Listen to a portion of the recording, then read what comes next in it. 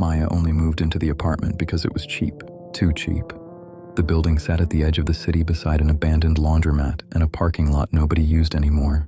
The hallway smelled like old carpet and something underneath old carpet. The lights buzzed constantly. Not loud, just enough to notice. Just enough to remind you they were there. And after midnight, the entire place became painfully quiet. At first, the apartment seemed normal enough. Small kitchen, old wooden floors, thin walls. Too thin, she could hear everything from the unit beside hers. Or at least, she thought that's what she was hearing. The first time Maya heard the footsteps, she assumed a neighbor was awake and restless. Slow footsteps, directly beside her bedroom wall. Back and forth, back and forth. She checked her phone. 2:14 a.m. She pulled the blanket up and waited for it to stop. It continued for almost 20 minutes before the silence returned all at once. Not gradually, not fading, just gone, like something had been switched off. She told herself it was nothing.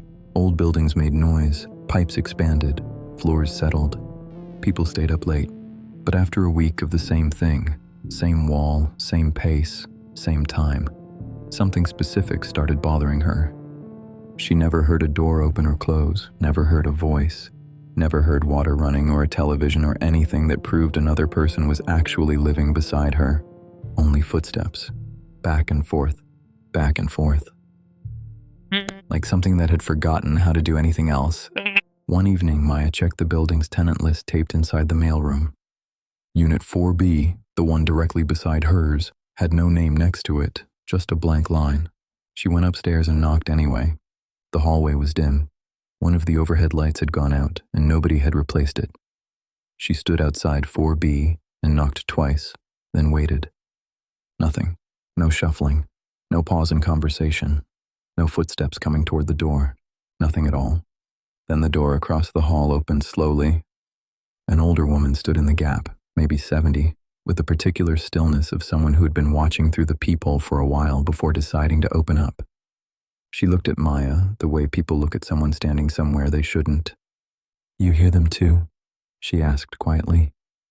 Maya felt her stomach tighten. The footsteps? The woman nodded slowly, like the word itself was something to be careful with. "The man who used to live in your unit heard them every night," she said. "Kept coming to me asking if I knew what it was." She paused. "One morning, he was just gone. Left everything behind. Didn't tell the landlord. Didn't tell anyone." Maya waited for her to say something else.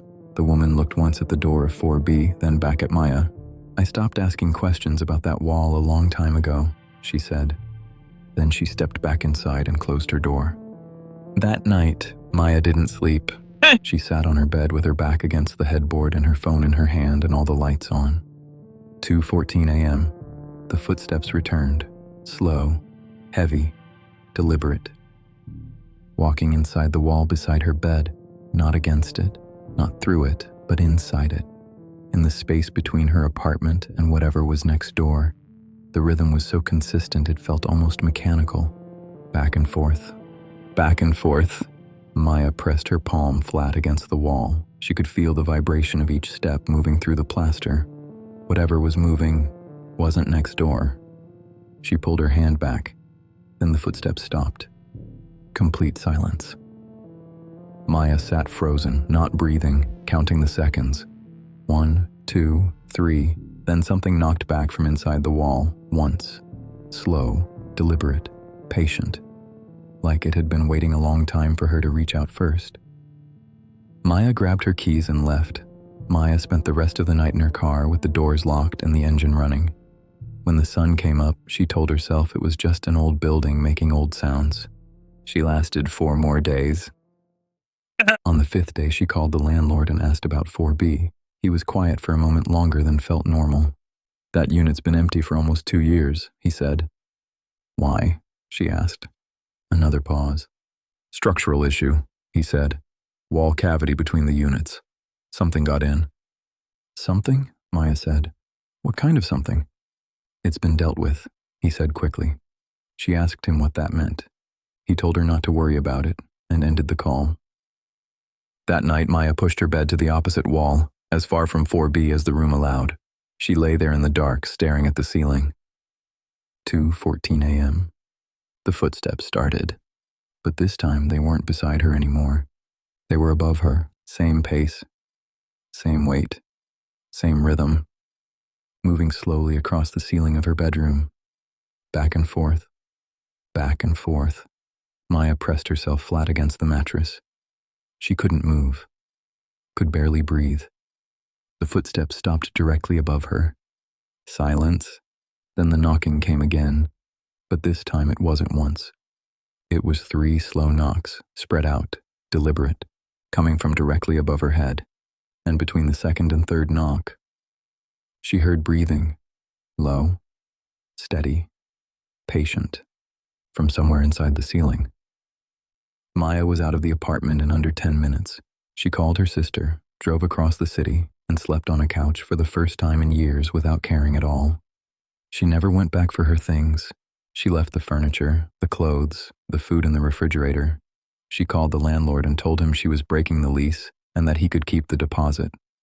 He didn't argue. He didn't even seem surprised. 2 weeks later, Maya drove past the building on her way to somewhere else.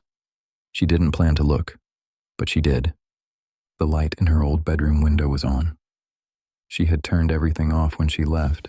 She was certain of it. She kept driving.